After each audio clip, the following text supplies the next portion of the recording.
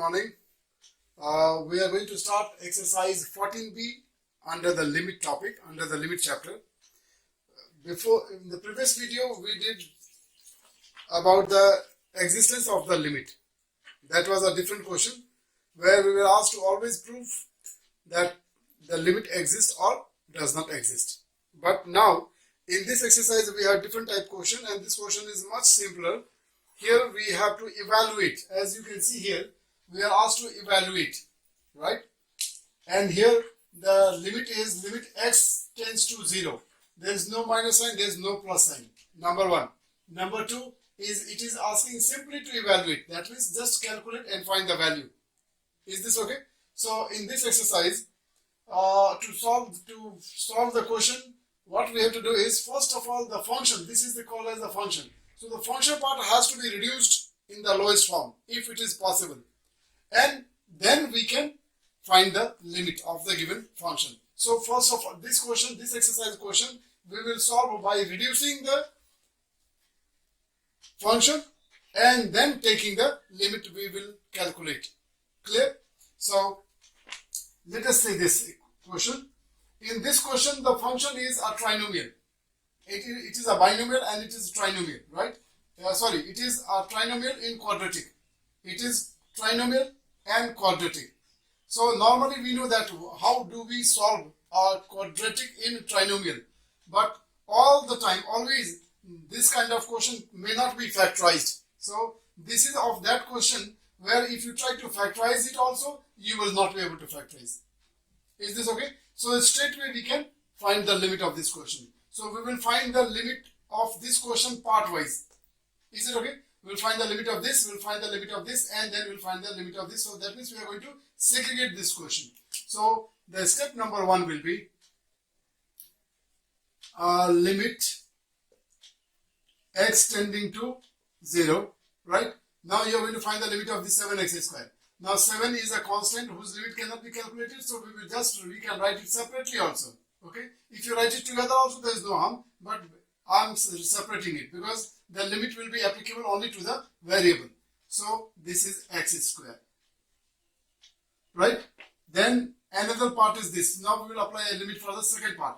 So minus 5, here also I will do the same thing. Limit x tending to 0 and then x.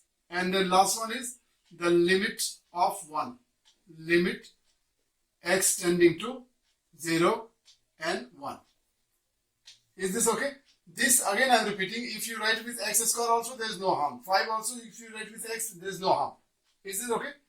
Now, after you have this function is already in the reduced form, so we need not to simplify. We did not simplify. We have simply separated it, right? If it is in the form of sum difference, we will write this as sum or difference. If this is in the form of product, we will write these terms in the form of product. If these terms are in the form of quotient, we will write the terms in the form of quotient. It's just like that. Okay? Very simple. After this, now you can apply the limit. So wherever you see x, you have to put the value as equal to 0. Clear? So that means here in this case, 7 into 0 square minus 5 into 0 and then plus 1. So this everything will become 0. Answer is 1. Is it okay? Very simple question. Next is question number 3. Now in question number 3, as I told you, first of all we will simplify the function, and then after reducing the function in the lowest form, we will then apply the limit. Clear? So here I am going to simplify the function. See whether it is possible or not. Limit. This function is given in the form of quotient, right? So we will see what we can do. First of all, let us solve it, and finally we will see at the end what to do. Limit x tending to 2. Now the numerator part. Numerator part is a quadratic in trinomial. And this can be factorized. Therefore, we will simplify the numerator. So we will write this by expanding the middle term. So x square plus 2x plus 3x plus 6. This is because the product of the first and the last term is 6x square, and therefore the 6x square can be factorized as 2 into 3, so that the sum of these two middle term is also equal to 5x.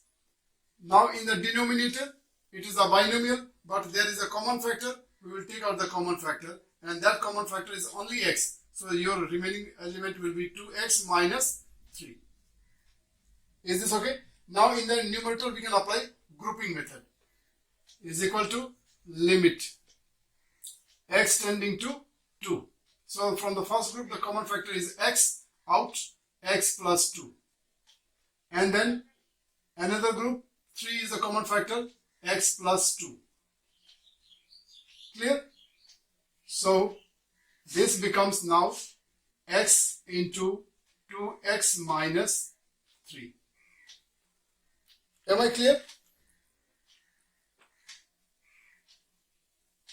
Now after this we will take out the common factor. Is equal to next step, limit x tending to 2. Numerator will become x plus 2 out, and then we get x plus 3, and then denominator is x into 2x minus 3. The function will always be reduced in the lowest form. So whatever is possible, we will do all the possible calculations. So we did the possible calculation. Numerator we have simplified, we got it into the factor form. Denominator also we have simplified using the common factor method. We have got this one now. After simplifying the numerator and the denominator, if there is any possibility to cancel, if anything is cancelable, we will cancel. Right? If not, then we can just apply the limit. Now you can see here in the numerator and denominator there is no same term, there is no common term, therefore they cannot be reduced anymore, and therefore now finally it is reduced in the lowest form, so we can take the limit. So now we are going to take the limit. Put the value of x, wherever you see x, you put the value of x as equal to 2. So 2 plus 2, then here 2 plus 3 divided by, this is 2, and this is 2 into 2 minus 3. So this becomes 2 plus 2, 4 into 3 plus 2, 5. Denominator we will have this as 2, and this is 2 to the 4 minus 1, 3, 1.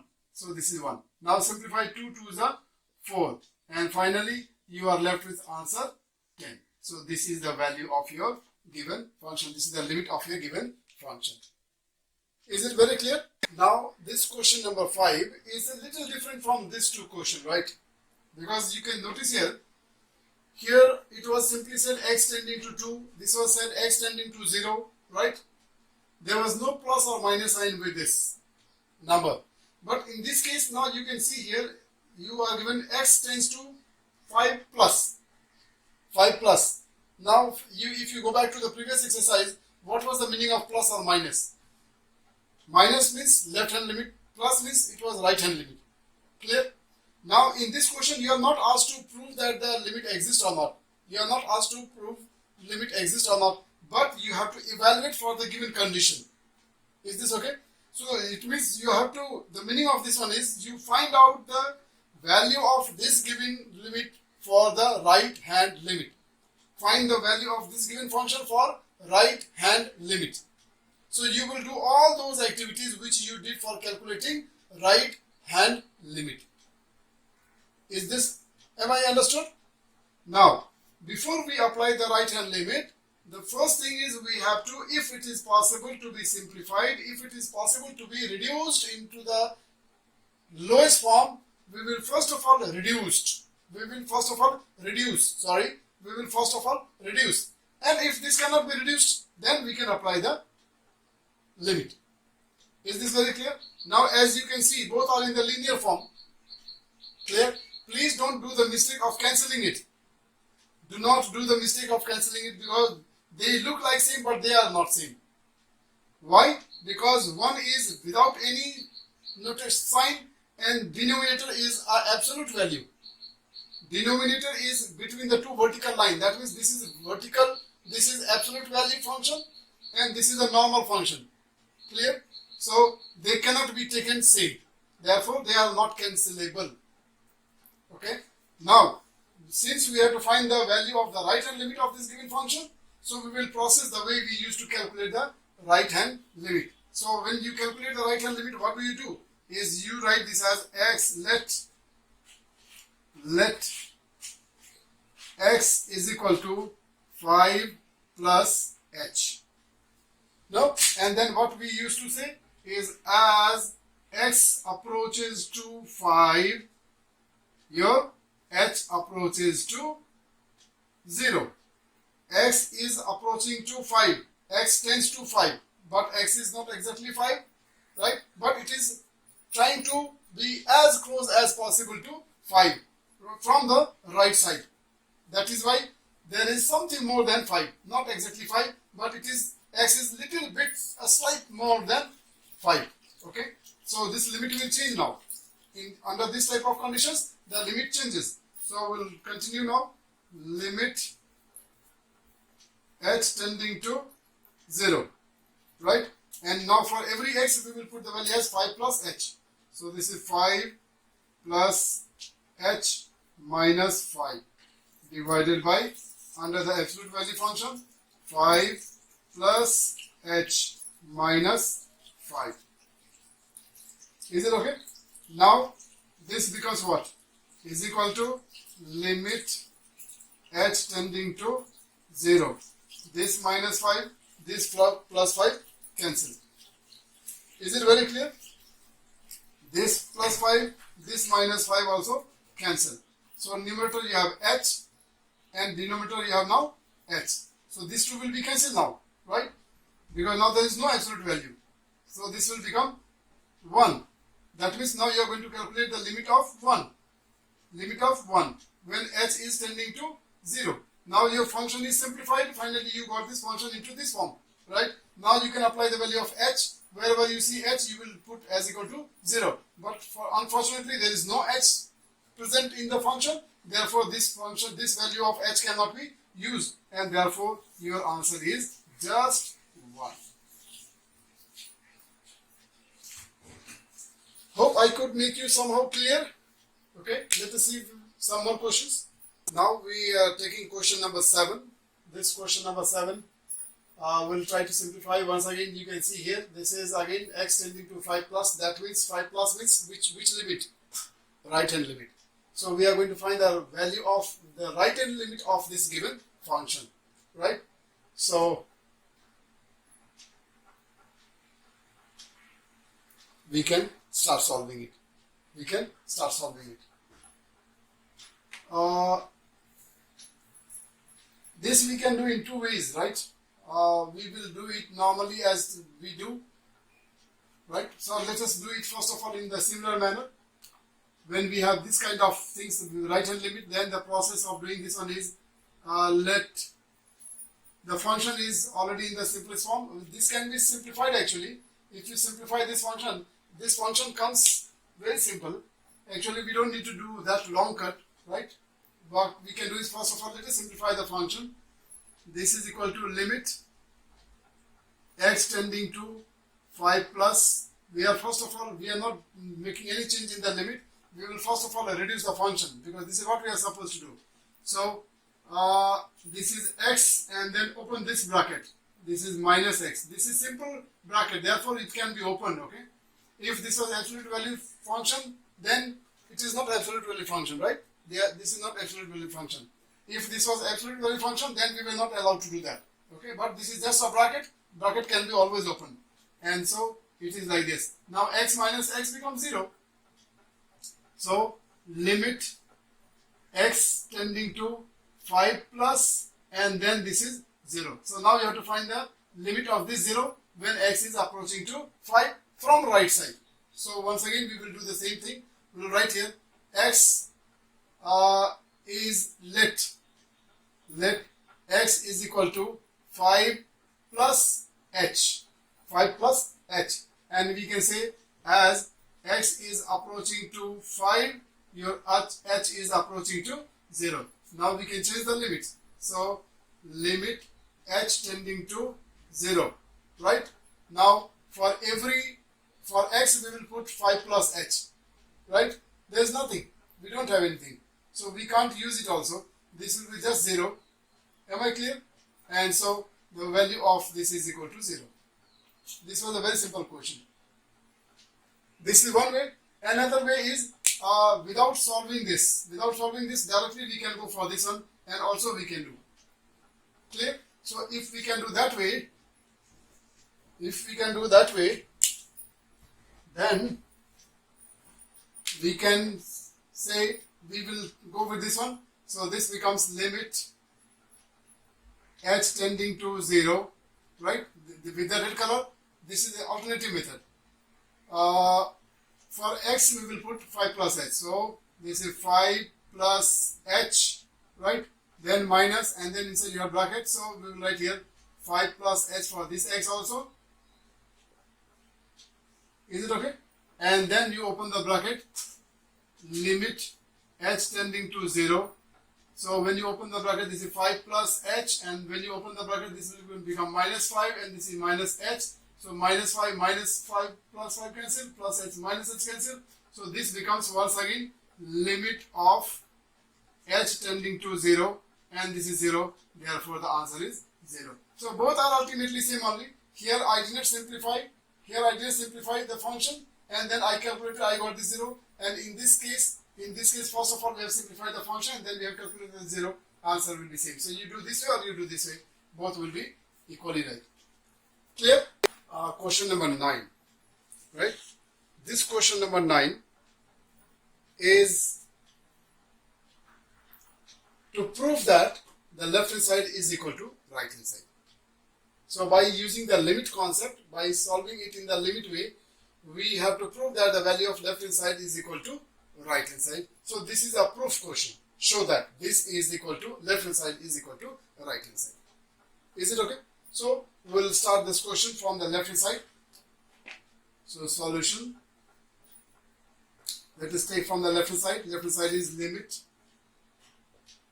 x tending to 2, then log of base 10 x to the power 6 plus root over x square plus 1292. This is your left hand side, right? Now I have told you several times when we solve this type of questions, first what we do is we try to reduce the function. Only after reducing the function, then we apply the limit. We just have to evaluate for x tending to 2, for x is equal to 2. Is this okay? And then we have to see that the value of this part is coming as equal to 10 or not. Clear? As equal to 2 or not. So we will see whether this can be simplified or not. This is in the form of addition, right? This cannot be solved. This cannot be solved because this term is a square, this is not a square, and then this is plus sign. So there is no way we can simplify this part, the radical part, and this also cannot be solved. That means this function is given in such a way so that it cannot be reduced anymore, it cannot be simplified anymore. So therefore, since this cannot be simplified anymore, we can directly take the value of x as equal to 2. So we are going to take the value of x as equal to 2. So let us take the value. We'll take the value of, now when you're taking the value of x, then this limit is disappears. So we'll write here log of base 10, and then for x we will take as equal to 2. So 2 to the power 6 plus root over 2 to the power 2 plus 1292. Is this very clear? So this becomes log of base 10, 2 to the power 6 is 64 plus root over, this is 92. Now 1292, and this is 2 to the 4. So 4 plus 1292 will become 1296. 1296 is equal to log of 10, and this is 64. We are very fortunate that this 1296 is a perfect square number, and this is the square of 36. So the square root of this number will become 36. Clear? Next step, we will write this as log of base 10, and then the sum of these two will become 100, right? This 100 we can write in the form of exponential number. So this is log of 10 square and to the base 10, right? In the logarithmic function, this power comes in the front, right? So this is 2 log of 10 to the base 10. Is this alright? Now the log of number with the same base, value is always equal to 1. Log of the number with the same base, the value is always equal to 1. Please remember, the value of this part is always equal to 1. So I write here, since log of a number with the same base, the value is always equal to 1. This you have to keep in mind. And therefore, the value of this will become 1. So 2 into 1 is equal to 2. And you got the right hand side. Am I clear? Thank you. Question number 10 is the last question of this exercise. Right? Here we are asked to form the equation. Form the equation whose roots are 1 over L and 1 over M. Form the equation when the roots are, whose roots are 1 over L and 1 over M. Clear? This question is to form the equation. This is a totally different question. Form the equation whose roots are 1 over L and 1 over M. Clear? Now, to do this question, we will combine the concept of the quadratic equation. In the quadratic equation chapter also, we have learned more forming the equation. When the roots are given, then how do we write the equation if the roots are given? Clear? So, I will tell you the formula in between. But first of all, let us start and calculate the value of L and M. Here L is given as equal to solution. Your L is given as equal to limit x tending to 2 of fx. Is it okay? Now the function is given, so we can replace this by the given function is equal to limit x tending to 2, and the function we are given is 4 minus 7x divided by 3x plus 4. 3x plus 4. We are going to find the value of L by finding the limit of the given function. So first of all, as usual, we will try to reduce the function in the lowest form if it is possible. If not, then we can just go for the limit. And here you can see in the numerator there is no common factor, so this cannot be reduced. Denominator also there is no common factor, they cannot be reduced. Plus they don't have any common divisor of the numerator and denominator. So therefore the function will remain as it is. It is already in the smallest, simplest form. So we can take the limit and find the value of L. So this we can write as 4 minus 7 into, the limit is x tending to 2. So 7 to the, right? Denominator we will write this as 3 into 2 plus 4. So this comes as equal to 4 minus 14 divided by 6 plus 4, right? So numerator becomes minus 10, denominator becomes positive 10, and the result of this one is minus 1. So you got the value of your L as equal to minus 1. Okay? I told you we have to frame the equation whose roots are 1 over L and 1 over M. Clear? And to do that, first of all, we have to find the value of L and M. Right? Now we are going to find the value of M. According to the question, the value of M is given as equal to limit x tending to 0 and fx. Is it alright?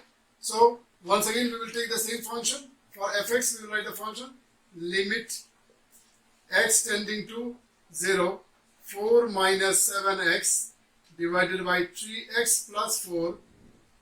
In the above we could not simplify it, we could not reduce it. So here also this cannot be reduced. That means directly we will take the value and put the value of x as equal to 0. So 4 minus 7 into 0 divided by 3 into 0 plus 4. So this part becomes 0, this part becomes 0. So answer is 4 over 4 is equal to 1. Finally, now you got the result. Now we will process to write down the equation. We will process to write down the equation. You know, when you write down the equation, when you frame the quadratic equation, the formula is x square minus sum of the root alpha plus beta into x plus alpha into beta is equal to 0. this is the format that we have used in the quadratic equation chapter. This is just a reminder to you. This is the formula that we have used, right?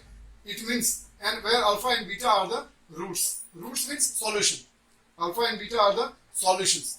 So here the solutions we have got is -1 and then +1. That means alpha is -1 and beta is +1. Is this very clear? So we can now try to create the equation by using this two. Is it okay? So first of all, let us find the sum and the difference of these two roots. So we will write here L, sum of the root, L plus M. I will write here sum of the root, sum of the roots. We will write this as L plus M, and this is -1 plus 1 is equal to 0, right? And likewise we can write the product of the roots, product of the roots. Your roots are -1 and +1, so -1 into +1, this is equal to -1. Is it okay? So this is the sum and the product of this given root. But now you have to frame an equation. You have to frame an equation whose roots are 1 over L and 1 over M. 1 over L and 1 over M. It means what? So when you try to write the required equation,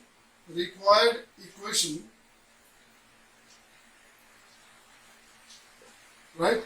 When you try to write the required equation, your equation has to be in terms of the root 1 over L and 1 over M, because you have to frame an equation whose roots are 1 over L and 1 over M. So in that case, using that same formula which I wrote here, we can write this as x square minus 1 over L plus 1 over M.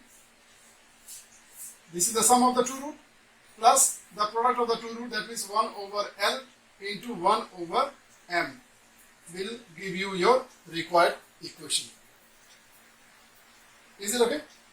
This is what? X square minus sum of the root, x plus product of the root. Alright, now we can simplify and then use the value that we have calculated from the sum of the root and then the product of the root. So you do one more step, we'll simplify. This is x square minus, when you simplify this part, it becomes M plus L divided by Lm x, and then this will become 1 into 1 over Lm is equal to 0. Now you have already calculated the value of L plus M, so from here you can put it here, and then Lm you can put it from here. Okay, so continue. This implies your x square minus L plus M you got was 0, so 0 divided by Lm you got was -1, clear, into x plus 1 over Lm, and your Lm is -1 is equal to 0. Now simplify, this part will become 0, isn't it? This part will become 0. So your answer is x square, and then this completely gone. Am I right? Because this whole thing will become 0. This is becoming 0, so this multiplying by 0 will become also 0. So now only we are left with this 1 over -1. So this we can write as -1 is equal to 0, and this becomes your required equation. Am I understood? So this is the end of your exercise 14B, right? Please keep practicing and enjoy learning mathematics with this. Thank you so much. Take care and stay at home.